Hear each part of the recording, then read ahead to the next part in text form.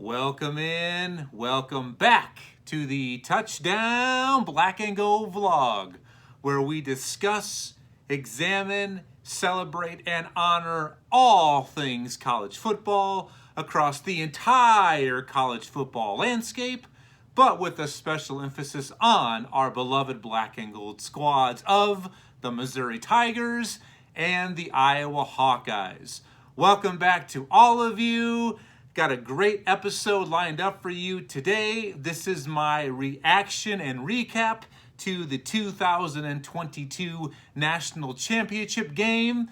But before I say any more, I just need to extend a thank you to all of you for your continued support, your viewership. I always encourage and ask for any likes, any shares, any subscriptions, and please, any comments, if there's anything that you would ever like me to share with you, the Black and Gold family, comment, let me know how I'm doing, call me out if I missed something, or if I put my foot in my mouth, let me know about it. I always encourage any participation from all of you who are tuning in, and thank you for a great season. You have made this all possible. You have given me the opportunity to share with you my love and passion for college football. And this is very bittersweet. I am your host, Blair Parks. Holla at you, boy, as usual. And now that I am here sharing my recap and reaction to the national championship game, that does mean that officially the 2021-22 season has come to an end. And they continue to be faster and faster every single season, just as a reoccurring theme these days. And definitely pay attention, I did not say an instant reaction and recap to the title game. It has been 5 days from today as I sit here and record on Saturday afternoon. So I've given it a little bit of time to sink in, gather my thoughts, gather my analysis, and put some things down on paper. Now it's time to put those things on paper to mouth to share with you, the Black and Gold family. And also it's been very busy here around the Parks residence. So had some time to get some of this down, and I can't wait to share it with you. And I'm going to give you an update on where we go from here on this channel, the Touchdown Black and Gold vlog, now that we have reached officially the off season. But I do have some very special things, great big things planned for you during the off season to keep you entertained, because that is my goal, to keep you entertained and informed. So ask yourselves, are you entertained? Are you not entertained? I hope the answer to that question will be a resounding yes. So without further ado, let's get to my reaction and recap of the title game. A champion was crowned on Monday night. The game took place in Indianapolis in the Big Ten's backyard. A place where a mere month ago, the Big Ten championship game was held at Lucas Oil Stadium in Indianapolis between Michigan and the Iowa Hawkeyes. Unfortunately, there was zero representation from the Big Ten in Indianapolis. We had an all-SEC title game between number 1 Alabama and number 3 Georgia. The SEC fans flocked to Indy from Athens, from Tuscaloosa, and they had a good time of it, putting salt in the wound of us Big Ten fans, adding a little bit of insult to injury, but that's okay. Once again, to be the best, you've got to beat the best. Big Ten just has to step it up a little bit. But as I said, a champion was crowned, and at the end of the game, fans took to the streets to Indy to celebrate the joy, their passion, and in case you missed it, just to let you know, the celebration songs did not include Sweet Home Alabama. That's right, the Georgia Bulldogs brought home the title and hoisted the trophy, final score being 33-18, and it's a good thing that there's no Sweet Home Alabama. Because I'll come clean right now. I do enjoy me some Leonard Skinner. I absolutely do. But when it comes down to it, such an overplayed, overliked song. It's not even one of their 10 best songs. But all the time, you've got to hear, hey, play some Sweet Home Alabama, man. Woo! Not even that good of a song. It's kind of like when people think of the Eagles. It's always, yeah, play some Hotel California. It's like, no, it's so overplayed. Not even one of their 10 best songs. Same thing when it comes down to Sweet Home Alabama and Leonard Skinner. I like the band, I like the song, but it should not be known as the band's signature song. It's just not that good. So thank goodness we didn't have to hear that blaring over and over and over once again during another Alabama national championship victory. So what it means, what does this victory mean for Georgia over Alabama and for Alabama in defeat? Well, Georgia, for them, they captured their first national title since 1980, so a 40-year layoff for the Bulldogs to capture a national championship. And Alabama, while under the GOAT, Coach Nick Saban, they failed to capture their 7th title. Now, Nick Saban already has 7 national championship rings. He did win 1 at LSU before departing to the NFL. That's right, if some of you have forgotten, he was in the National Football League coaching the Dolphins for a few years before returning to college football and taking the head coaching job at Alabama, which he has won 6 titles at the helm of the Crimson Tide. So that's what it means. And to quote the mouth of the South himself, Mr. Paul Feinbaum, the shock jock that he is, and I'll have some more to say about that here in a little bit. Just stand by for that. Paul Feinbaum's own words is, the victory for Georgia is earth-shattering, is what Mr. Feinbaum says. A man who I believe is just exactly that. He is the equivalent of Howard Stern, shock jock that he is. If you watch his show, ladies and gentlemen, he never presents any sort of fact. It's only opinion, but yet he is considered an expert. Now, granted, I know this show is a lot of opinion. It is, but I like to keep it right down the middle, 50-50 of fact and opinion, and then I let you form your own opinion about things based on the facts and the opinions that I share with you, the Black and Gold family, and all college football fans alike. But Mr. Feinbaum, he is an absolute shock jock, the mouth of the South, and I just wonder with Alabama's victory, or their loss, that is their 2nd loss on the season. They did lose in the regular season as an 18.5-point road favorite at Texas A&M, and now lost in the SEC rematch in the title game to Georgia. I just wonder if Mr. Paul Feinbaum, which at this point he won't because he would have said this publicly by now, here 5 days later, that, oh, the Alabama dynasty is over with this victory. That's what it signifies.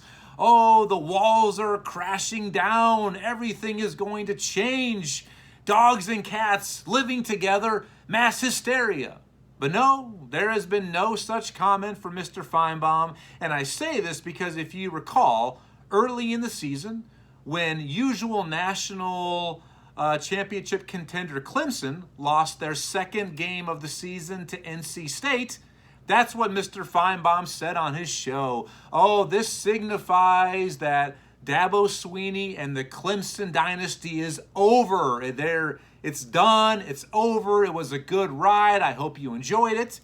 But obviously, he's not going to say that about his beloved Crimson Tide. And I'm sorry. He might sit there and portray a non-biased host, but he is an absolute Alabama homer. So maybe he'll say that publicly. And if not, we'll see.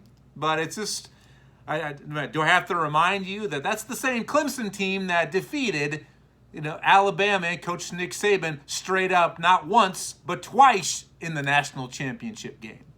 So that's what I've got to say about Mr. Paul Feinbaum.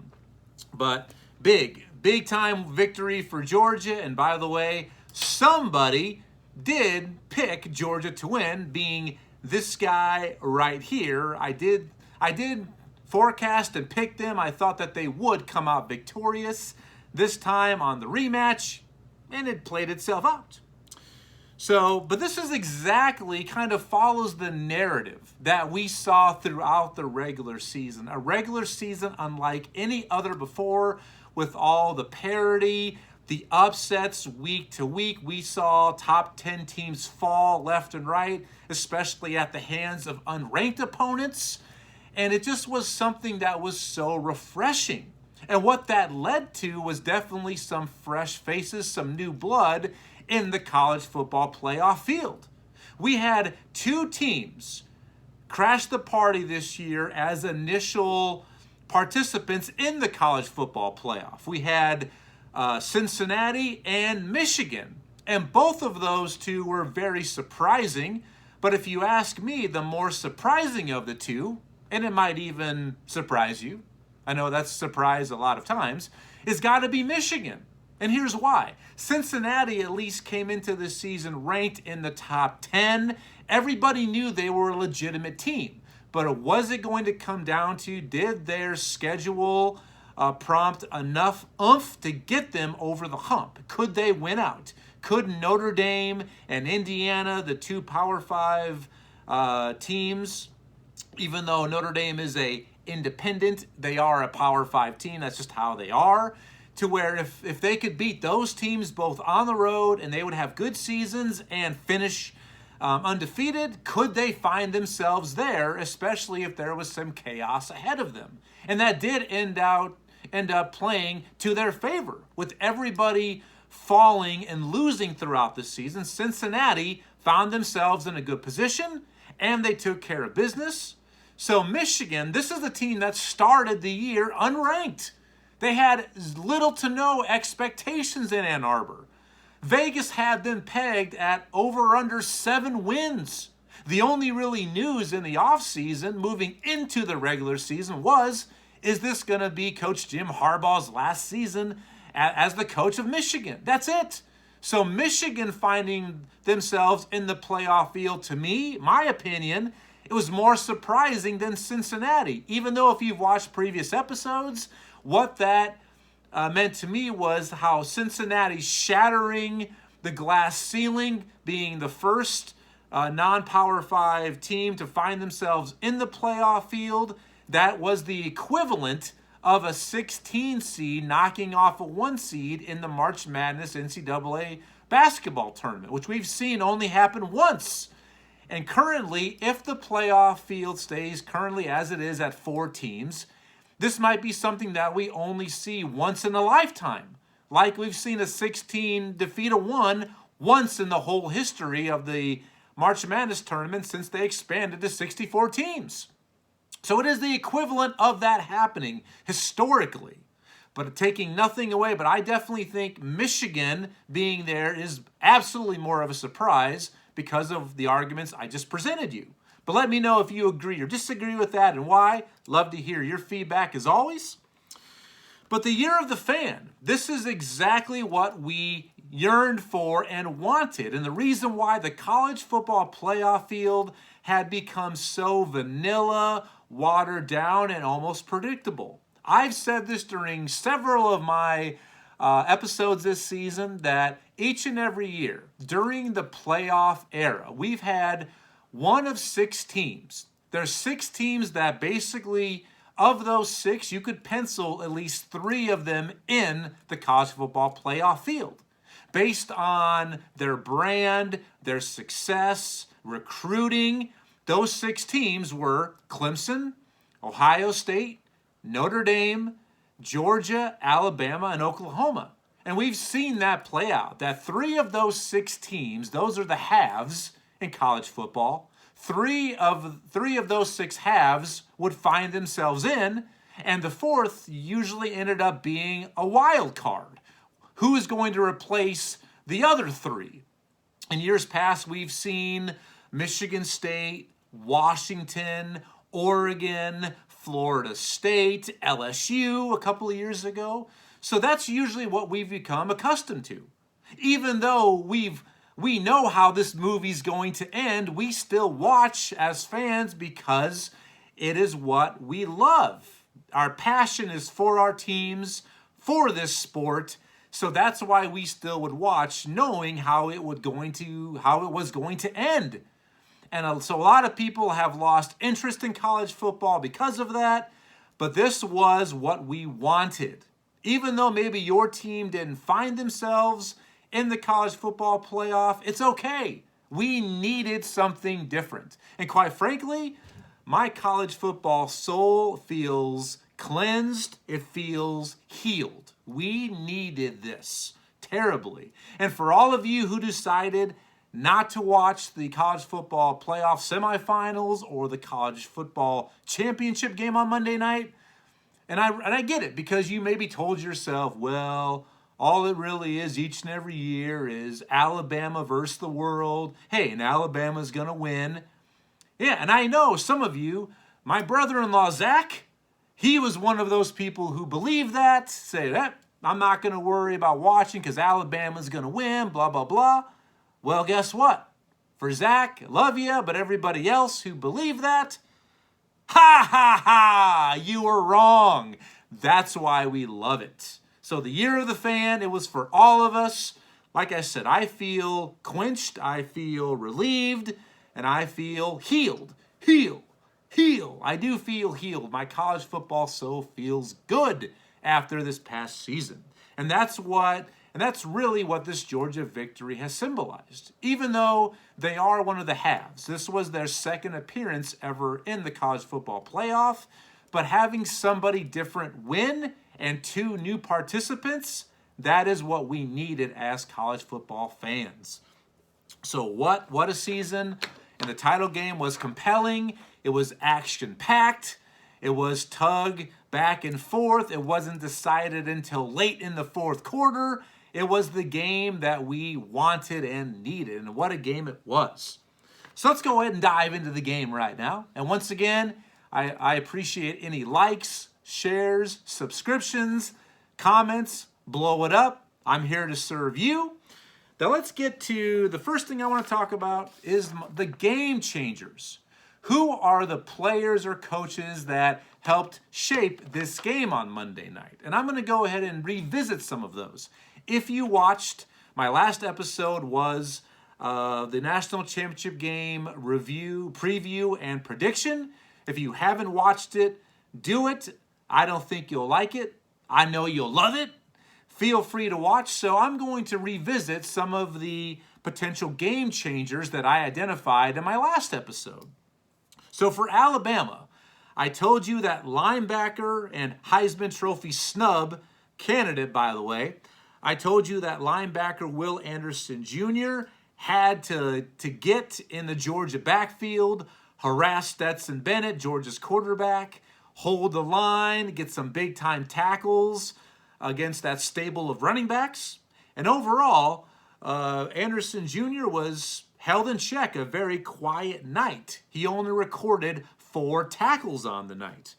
Now, the other one I pointed out for Alabama, somebody who absolutely could have won them the game, or at least put the odds in their favor, was wide receiver Jameson Williams. But unfortunately, Jameson Williams, their stud wide receiver, left in the second quarter with a non-contact injury. Ended up being a torn ACL. He did walk off under his own power, never returned to the game, and now here we are 5 days later. Has been revealed, tests have shown it was a torn ACL.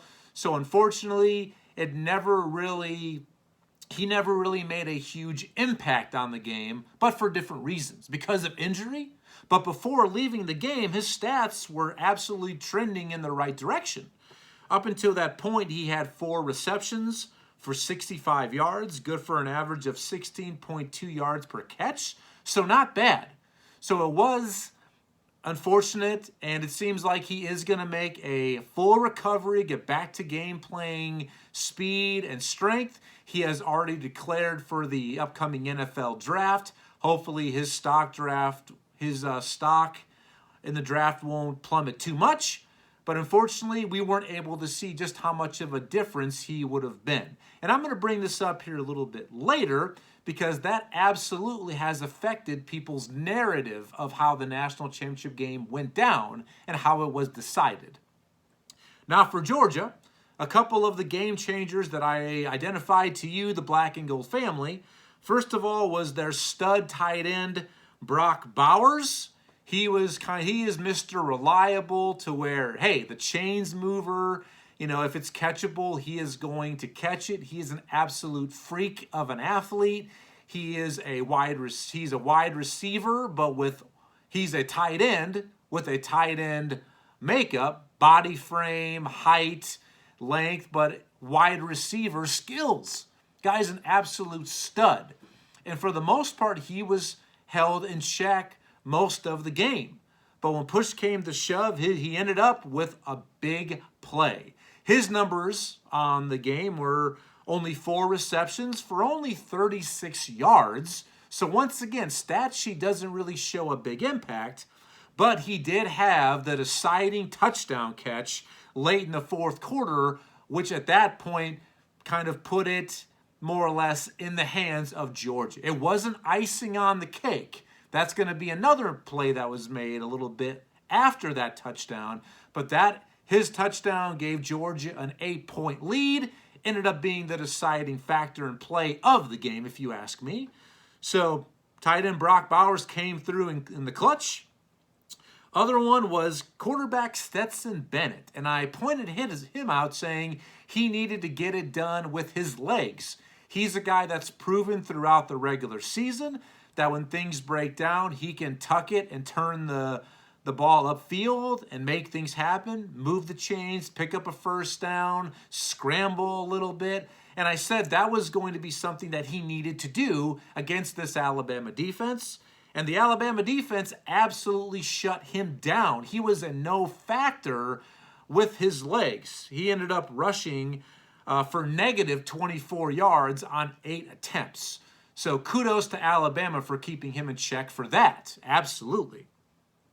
And the other one is Georgia special teams. I said they would have to win the special teams battle, and they absolutely did that. They were 2 for 2 on field goal attempts. They didn't miss any extra points, and I did specify by name the punter Jake Camarda, because being a Hawkeye fan, I love me some punters.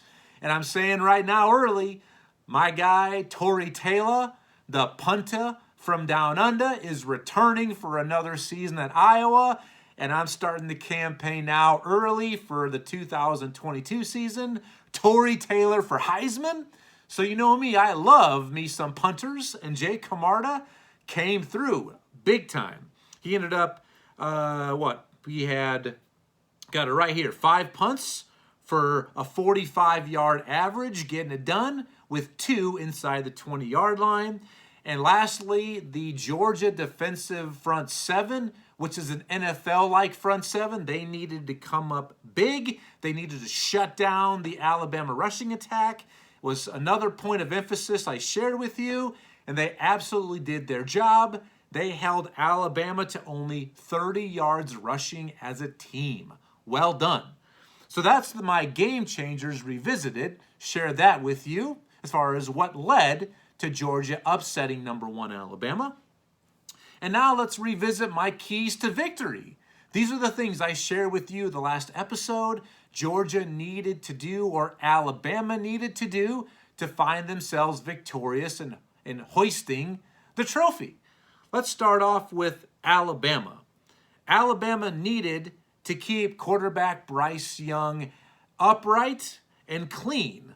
That very vaunted Georgia defense throughout the season, that's all we heard about. But in the SEC title game, they were a non-factor. They did not record a single sack against Alabama and Heisman Trophy winner quarterback Bryce Young for Alabama. But in this game, they came up big.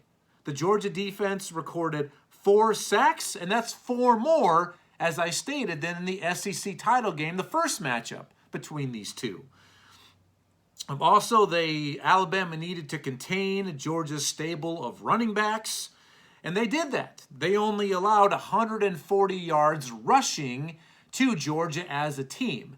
And I mentioned during my national championship preview and prediction that Georgia needed to have about 175 yards at least to be competitive and find themselves in a good position to win. Now, 140 yards is good, but it actually is a little bit swayed because we also have quarterback Stetson Bennett's negative 24 yards rushing. So they probably would have ended up right near 175 if he wouldn't have been held to negative rushing yards. But overall, the Alabama defense did a great job against the Georgia rush attack. Well done with that. And the other thing, Alabama, I said, is they needed not to do in Georgia's defense any favors. Take care of the football and win the field position battle. And they absolutely did not do that. Georgia forced 3 turnovers, 2 interceptions by Bryce Young, and including a late pick 6 late in the 4th quarter, which that touchdown provided the icing on the cake for Georgia to win. So they absolutely got after it. Alabama failed in that task to protect the football and win the field position battle. And now Georgia. These were the keys to victory that I pointed out for Georgia to win the contest. The defense, I said they must live in the Alabama backfield. They did not do that during the SEC title game at all. And as I said, they accomplished that. They got to Bryce Young for 4 sacks and numerous quarterback hurries, and they didn't allow quarterback Bryce Young to get to the outside of the line of scrimmage. They did contain him inside. Contain. That's what they did. Also, they needed to create and generate big plays, and they absolutely did that on both offense and defense. I already mentioned the defense came up with that late pick 6 late in the 4th quarter, but also offensively, they scored on a 40-yard touchdown reception that basically then put them ahead in the game about midway through the 4th quarter. So they were able to generate big plays. So well done to Georgia for that. But there was 2 really big things that needed to happen, and I pointed this out on my last episode, that Georgia needed to exorcise the demons of Coach Nick Saban and Alabama from past meetings. Coming into this game, Kirby Smart, Georgia's head coach, was 0-4 against Nick Saban and Alabama. They've come close numerous times to defeating them. They were this close in the 2017 National Championship game. Alabama won that in walk-off style in overtime, so they needed to get those past defeats out of their minds. And they absolutely did that. If Alabama would have won this game, I probably would have started off this episode with this joke. And no, it is not my joke. I'm not going to steal somebody else's thunder, so I'm not going to say it was me. I wish I could say that I thought of this joke. But here it goes. And this is how it would have started. Knock, knock. Who's there? Owen. Owen who? 0-5. It would have been 0-5 for Kirby Smart and Georgia against Alabama and Nick Saban, but they were able to change that narrative and bring home the title. So, yeah, I love that joke, by the way. So hopefully you did too. And I think I'm funny, but anyway. So, yeah, that was the keys to the victory. And the other major key to victory, and this is overall, to me, what was the biggest key. This is why and how Georgia won this football game. Quarterback Stetson Bennett. Now, if you don't know, I'll remind you, he is a former walk-on. What a story, what a career this young man has had up and down for his career at Georgia. But following, if we're watching the game, now early in the 4th quarter, there was that miraculous, wacky fumble recovery for Alabama deep in Georgia's own red zone, and which set up Alabama with great field position. Such a wacky play. I mean, whether you agree with it being called a fumble or not, obviously it ended up not mattering. But when Alabama recovered this wacky play, it was reviewed, it was upheld as a fumble, it set them up in prime real estate, and they capitalized. Alabama punches it in the end zone. That gives them an 18-13 lead. So prior to that, in the fourth quarter, Georgia had the slimmest of all leads, 12 to 13 to 12 over Alabama until that happened. And if you're a Georgia fan, seeing that happen, you're probably telling yourself, here we go again. It's Nick Saban and freaking Bama. It would have been very easy at that point to pack it in and say, okay, we had a great season, but that's it. Our guys, our boys are not going to be able to respond. Alabama's got us again. It would have been very easy to say that and maybe even accept it. Because I told you I did not see enough from Stetson Bennett throughout the season. I really kind of questioned his character and not his competitiveness. I knew this young man was a competitor, but just his effectiveness to overcome such odds. And I'm not alone. A lot of so-called experts out there, that's exactly what one of their major keys to victory for Alabama was. If Stetson Bennett and Georgia fall behind, if something like this happens, they possibly could be so demoralized, it would have been game over. And I questioned Stetson Bennett's character, his ability to overcome and persevere in these odds, like an absolute putz that I am, because you can call me Putz McPutzington. I agree with you. I did not believe that he would be able to bounce back and win the day. But following that fumble, the Alabama touchdown, this is what we saw. Like Bruce Wayne, like Clark Kent, like John McClane, Stetson Bennett took the field and said, yippee-ki-yay, mother clucker, and got it done and won the day. The Savior, he came through against the hardest of odds. What a performance by quarterback Stetson Bennett. Like John McClane, from at the Nakatomi Plaza, at Dulles Airport, everywhere. He came through in the clutch, and what a performance we saw. Absolutely love that. And once again, a former walk-on. I mean, what a story. What a story. So let me share with you now what the post-game narrative is following the national championship game. To me, there was two narratives that came from it. And they're very simple narratives. One, and I'll share with you what I believe. One narrative is Georgia is and simply was the better team. They won the game outright, fair and square, outplayed, maybe even outcoached Nick Saban and his squad. Okay, that's one. The other one that a lot of people seem to be believing right now is Georgia was nearly simply the benefactor of some very untimely, unfortunate Alabama injuries. And there absolutely is truth to their injuries. These are big-time performers and dudes that Alabama lost. I already mentioned during this game, their stud wide receiver Jamison Williams left in the second quarter.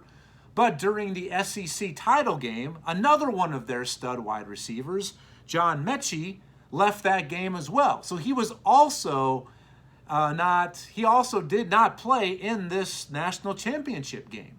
So Alabama was down their two best wide receivers.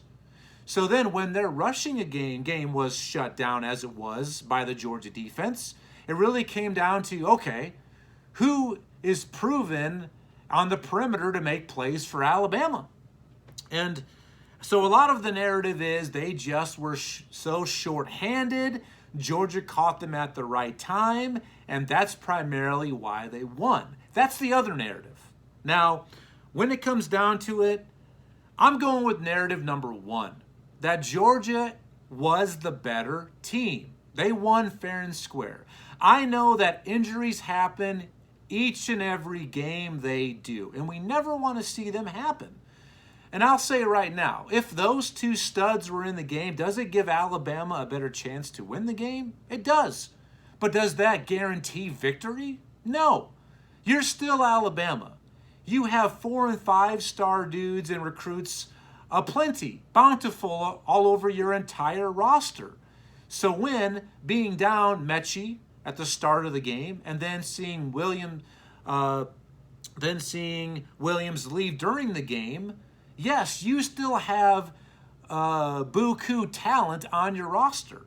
But I'll say this fairly, yes, that's probably unproven talent. Maybe they don't have a lot of reps or game time, play time. Maybe they don't, all right? But they still have the talent. And better teams find ways to persevere and bring it home and get it done. Georgia beat Alabama fair and square, straight up. They did. And for some of you who disagree with my analogy, or you say, no, if those two guys are in the game, Alabama's still going to win. Okay, that's your opinion. You're entitled to it. I disagree respectfully. And I'm going to share with you what happened earlier this season, very similar circumstances with my Iowa Hawkeyes. Early in the season, number 3 Iowa versus number 4 Penn State. The game of the season in the Big Ten at that point. Top 4 matchup in Iowa City. Early in the game, Penn State gets out to a lead, but then midway or early in the second quarter, Sean Clifford is knocked out of the game, does not return, and then Iowa is able to come back, tie, and then take the lead, and they walk away, end up winning 23-20.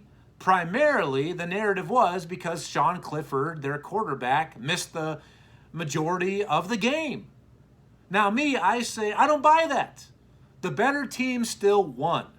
Better teams find a way to still persevere and overcome those odds. Now, it's easy for me to say that because Penn State ended with a 7-5 regular season record. 7-6 when you include their bowl loss to Arkansas. But the better team that day won too. Iowa was and is a better team than Penn State with or without Sean Clifford. Georgia is a better team with or without Alabama having John Mechie and Jamison Williams. They just are. Agree, disagree, let me know, comment. If you want to call me out, fine, just keep it adult-like. You know, you can call me a dirty SOB if you want to yourself, but please keep the comments clean. Let me know if you agree or disagree. So that's where we are. That is my reaction and recap to the 2022 National Championship game. What a game. What a season. Great game. Great night. And now we're stuck here, counting down the days until kickoff 2022. Labor Day cannot get here faster. It just can't. Not fast enough. But moving forward, some of you might be now asking or wondering, so where do we go from here? What does this channel do during the off season? Well, good news for you, for all of you, the black and gold college football fans alike. During the off season, I'll be around. Probably will have a show once a week, maybe every other week, just to stay active. I do have some really fun things planned for you. Entertaining things, informative. Definitely going to start next week. I've got to have my year-end review episodes of Iowa and Missouri and overall college football in general. Definitely going to have those separately. And for example, I've got fun episodes lined up for you. And as I'm going to continue to do, I'll keep you up to date on the evolving storylines and headlines that will keep popping up. For example, in the coaching carousel, which I don't think that is completely done quite yet. transfer portal news, NIL happenings. There's a lot going on with that. But other fun episodes I have lined up for you is, for example, this would have been a better episode if Alabama would have won the national championship game, but still, I'm going to have it. I'm going to debate with you and present to you, the Black and Gold family. I'll let you make up your own mind. Is we're going to compare contrast two dynasties or dynasties based on how you pronounce it. Dynasty. Is we have the Alabama dynasty at FBS Division I level, and then the North Dakota State Bison, and that is how the locals up in Fargo pronounce it, not bison, the Bison. If the North Dakota State Bison dynasty at the FCS level, which one is better? Which one is more impressive? Alabama or North Dakota State, for example? And I've already asked my former co-host, a man you've seen occasionally on the Touchdown Black and Gold vlog, Charlie Oswalt, Missouri fan number 1. We're simply going to draw straws. One of us will represent Team Alabama. Another will represent Team North Dakota State. And we'll present our arguments to why we are the better dynasty. So, fun things planned. And as always, I've said this numerous times, but I can't overstate it enough. Thank you for all of your support, viewership, everything during the season, the inaugural season of the Touchdown Black and Gold vlog. And during the off season, I am going to work on some updates, make it more appealing to you, the Black and Gold family, all the viewers. Definitely going to potentially revamp it quite just a little bit. Got some fun things in store for you. So definitely look for me next week. Start to do my off-season episodes, starting with some year-in reviews, letting you know what was good, bad, and ugly. Wah, wah, wah, wah, wah, wah. And what we can look forward to moving forward for Iowa and Missouri and what they need to fix for better success in 2022 into 2023. Anyway, thank you for your attention. Thank you for your time. Until next time I see you, take care, stay healthy, peace, love, prosperity, and thank you once again for everything. Feel free, like, share, subscribe, comment, and I'll see you next week. Thank you for joining me on this very special episode of the Touchdown Black and Gold vlog. See you next week. Bye-bye.